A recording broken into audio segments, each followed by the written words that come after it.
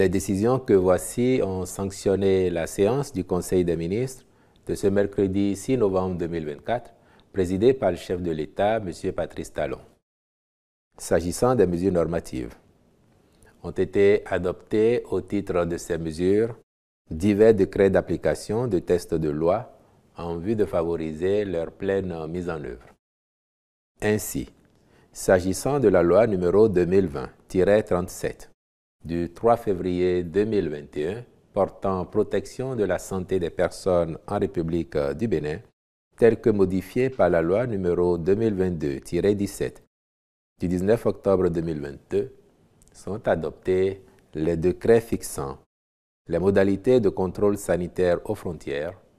modalités et conditions de déclaration par les maires des événements susceptibles de constituer une menace pour la santé des populations, conditions d'ouverture d'une piscine, d'une baignade artificielle ou d'aménagement d'une baignade à usage collectif, ainsi que ceux portant modalités de mise en œuvre de la vaccination obligatoire, modalités de constatation du décès des personnes, modalités d'installation et d'exploitation des centres d'exploration diagnostique et thérapeutique, modalités de protection par l'État du praticien médical ou paramédical. En ce qui concerne la loi numéro 2021-03 du 1er février 2021 portant organisation des activités pharmaceutiques en République du Bénin, 9 décrets ont été adoptés. Il s'agit des décrets fixant les conditions de création et d'exploitation des officines de pharmacie, conditions et modalités d'ouverture et d'exploitation des établissements de représentation pharmaceutique et les règles relatives à la publicité sur les médicaments et autres produits de santé et à la promotion médicale, de même que ceux portant conditions d'installation, d'ouverture et d'exploitation des industries pharmaceutiques, conditions d'installation, d'ouverture et d'exploitation des industries de fabrication des produits de santé autres que le médicament,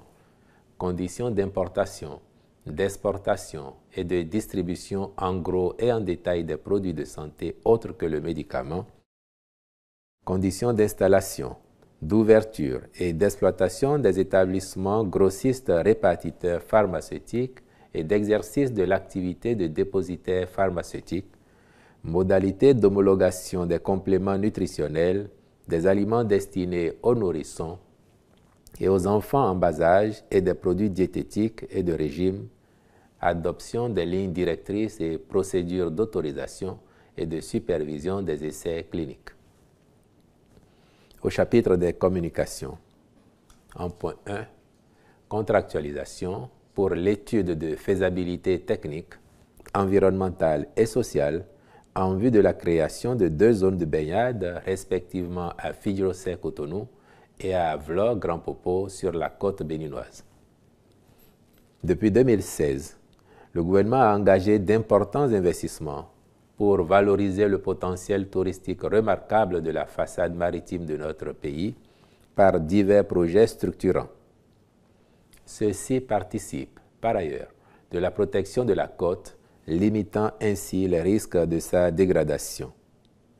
Pour conforter cette dynamique en cours, il s'est avéré pertinent de créer 2 zones de baignade à Fidjrosset et à Vlore, dans les communes de Cotonou et de Grand Popo, afin d'offrir à terme au public la sécurité et les commodités requises en la matière. Aussi, urge-t-il que des études techniques, environnementales et sociales soient réalisées de façon à faire intégrer harmonieusement ces ouvrages aux projets touristiques et balnéaires qui sont dans une phase de conception relativement avancée sur la côte, notamment les projets du Club Med. Le Conseil a donc marqué son accord pour la réalisation de ces études par un cabinet de grande réputation, à charge pour les ministres concernés d'accomplir les diligences y relatives. En point 2, rappel de l'interdiction des affichages publicitaires anarchiques dans les communes du Grand Nokoué. Dans le cadre de l'assainissement et de l'embellissement de nos villes, au soutien des aménagements majeurs réalisés ou en cours, il a été adopté le décret numéro 2023-453 du 13 septembre 2023 portant réglementation de l'affichage publicitaire dans les communes du Grand Nokoué. Il interdit, en son article 2, les affichages publicitaires sur les monuments naturels, les mâts de lampadaires servant à l'éclairage public, les poteaux électriques et de communication, les équipements publics concernant la circulation routière, maritime, fluviale ou aérienne, tous autres supports non agréés. Par la suite, un communiqué du ministre chargé du cadre de vie a rappelé ces interdictions et accordé un moratoire aux auteurs concernés afin qu'ils s'y conforment.